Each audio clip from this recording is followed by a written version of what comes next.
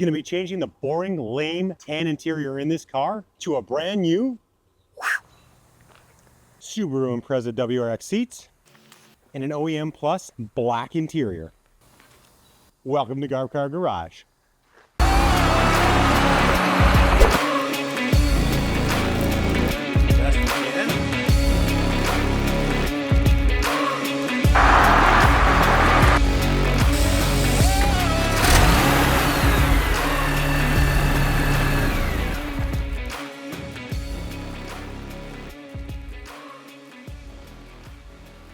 What's up, people? My name's Dave. Welcome to another episode of Garb Car Garage. Today we got the 2010 Forester in the shop, well, outside of the shop, and we're going to be doing some interior upgrades. Now, we've got a set of front seats out of a 2010 Subaru Impreza WRX. Now, as far as I know, these seats share the exact same bolt pattern with the Subaru Forester, and they should be a direct bolted. The one thing I absolutely despise about this car is how uncomfortable these front seats are. On a 4-hour drive, when I picked this thing up, coming back from Sudbury, Ontario to Hamilton, it was extremely uncomfortable, shifting around a lot, back pain, not fantastic. So these upgraded sport seats will make the car a lot more enjoyable to drive. They'll give it that sport look that we want, because I absolutely despise SUVs. And this will be step one in turning this SUV into a station wagon. Now in the back, we're going to be replacing the same tan interior with an OEM Plus set of black cloth seats out of another higher trim level Subaru Forester. These have an extra pocket, some cup holders in the front of them, so we really want to kind of tie together the black look between the front and the back. So let's start tearing the seats out, and we hope that they will be a direct drop in. Let's get going. So we've got the 14mm on the impact driver, trim tool. We're going to remove the 4 seat bolts, unconnect the connectors, and this seat should lift right out. And we got our 2 14s down here. Head to the back of the car, and that gives us access to these 2 back panels here. We're going to remove the plastic, and there we have our last 2 nuts, 14 again, and that's it. Seats ready to be tilted forward and unplugged. There we are. Got a margarine container. Interesting. We just need to unbolt the seat harness, which looks like it's this airbag connector here. Slide that up. 1, and this white connector here. 2 connectors anchored to the seat here. We just need to pinch these tabs in. That should release. The seat should be ready to come out. Now we're just going to muscle this seat out of the front to try not to scratch any panels or the paint with the feet of the seat on the way out of the car.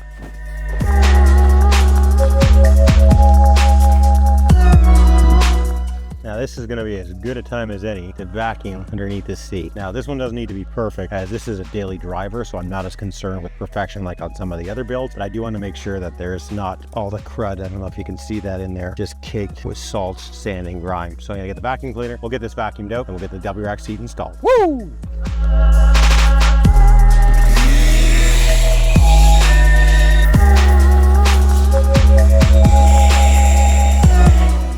Let's grab that WRX driver seat and hope to God that it fits in the Subaru and that the connectors line up. I really think they will, but there's always that chance where it's not going. Let's grab a seat, let's get it fit up in here. Now ignore the dirtiness of this seat, well, both of them, but the sheer height difference. Like, I'm 6'3", I think this is going to make a massive, massive change to the driving of this vehicle. I'm super excited to get these in. Let's get her in. Well, looks like it at least sits in correctly. Let's see if the bolt holes line up. So we can see the seat's way too far forward, but let's zip it up and check our connectors. So it looks like we've got the same connectors with one additional one on this seat. The blue is going to be for the heated seat element, which I was hoping underneath the carpet to find a heated seat wire, but there is not one. So we're going to plug in the airbag, plug in the seatbelt one, and then push this push pin. All right, this seat is ready to be placed back in. I'm going to try and pull this backwards, get it to line up. Not great so far. Let's go to the front, see how we're doing there. I'm going to slide this thing all the way back. All right, really not having the easiest time lining this thing back up. Okay, so that's bolt started there, kind of as I suspected. That's more bent than it is not correct. So I'm gonna get a hammer. We're gonna give that a little bit of convincing back to the position it's supposed to be in, and fire a bolt in there. This is hammer donned. Hammer donned convinces things to go where they either shouldn't or where they should. Good job, hammer don. As we can see, we've got a hole that lines up. Tighten up the other side. There we go, anchored in the front. Move on to the back, and hopefully those holes have lined up too. With the front's being anchored in, I can now slide the seat forward, and hopefully we'll find that these bolt holes are in the correct position. Yep, that lines up, and that also lines up. So we'll get the bolts fired in here, and the driver's side is essentially done.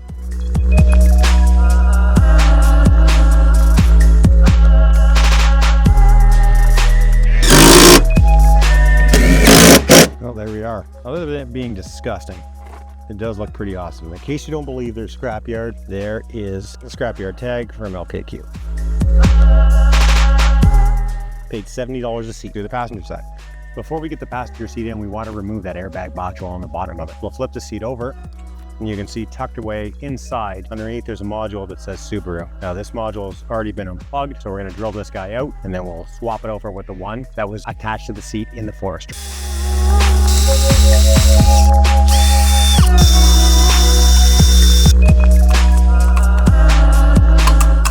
All right, let's unbolt the other seat. One bolt, two bolts, a panel,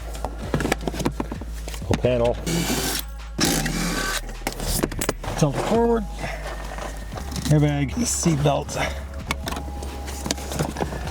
And this module I had already removed earlier, so module. That's the important one. The one from the Forester needs to be kept. Let's pull the seat out and get the other WRX seat in the front. All right, so we're gonna get the Forester module inside.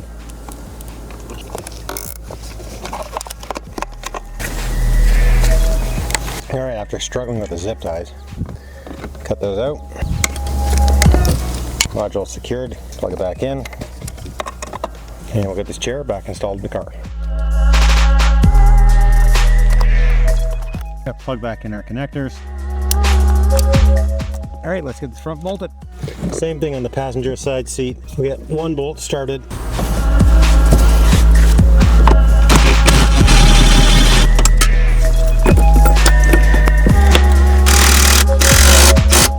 Slide it forward. Okay, same in the back. All right, second seat installed. Have a look at how she looks.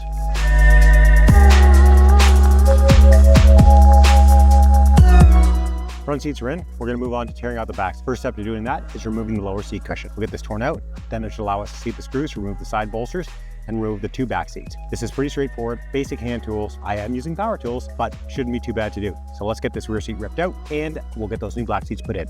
So to remove the lower seat cushion, all you have to do is pull up on. Unless you have one with the lower cup holders, which is in this area here, like the one we're going to be installing, that has two screws in the bottom that hold it in. You should just be able to yank the seat up, and that should expose the bolts to allow the side bolsters to be removed and to access the bolts to remove the rear panels. So let's heave up on this, get the seat out of here, and get the rest of the rear of this interior stripped.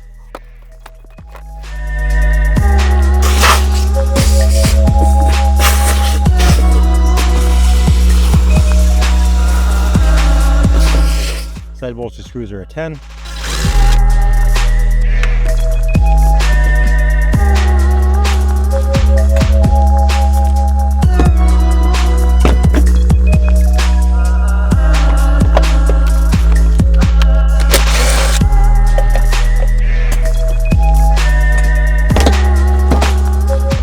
The rest of the remaining bolts that hold the backrest in are all 12 mils. So we'll start working our way around the 12s. There's a couple that are going to be hard to get at. They're kind of hidden in behind. You kind of got to poke and prod to get at them, but this should be pretty straightforward. It should pull out direct.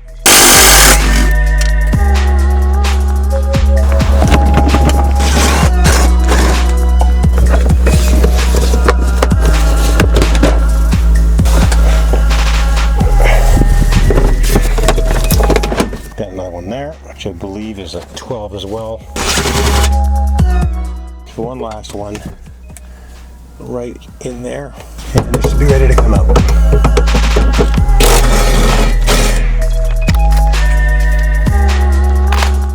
Let's go get the new seats.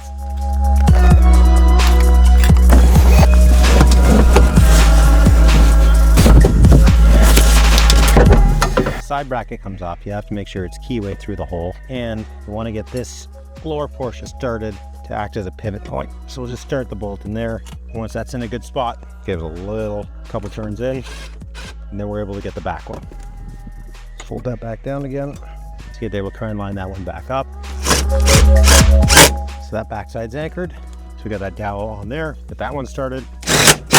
The same thing on this side. We're going to want to anchor it right at the bottom first, then we'll move up to the top to anchor the top portion. Make sure it's keyed on correctly. Sit them through. Start the bolts just a little bit. Seat down. Get the screw in that long wobble extension. Good.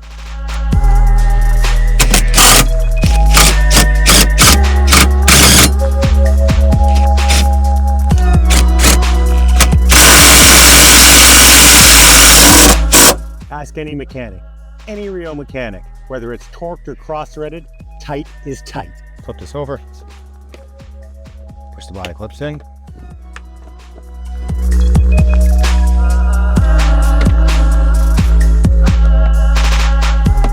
Get those side bolsters, get the cushion in, and this is wrapped up.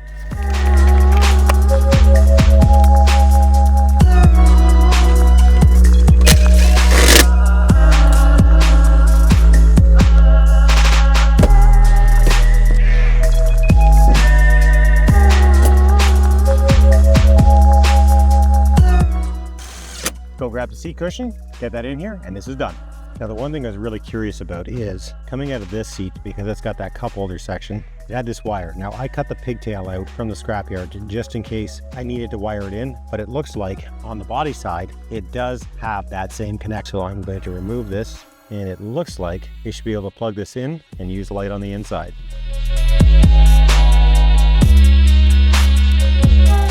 Beautiful. Okay, let's get this thing in.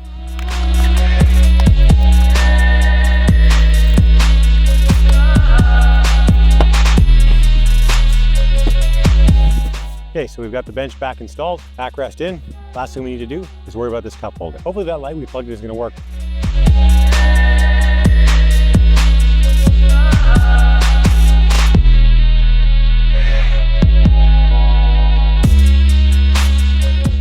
Everything installed pretty much perfectly. So what we got to do now is get the cleaners out, give this interior a really good clean, and we'll see how it looks.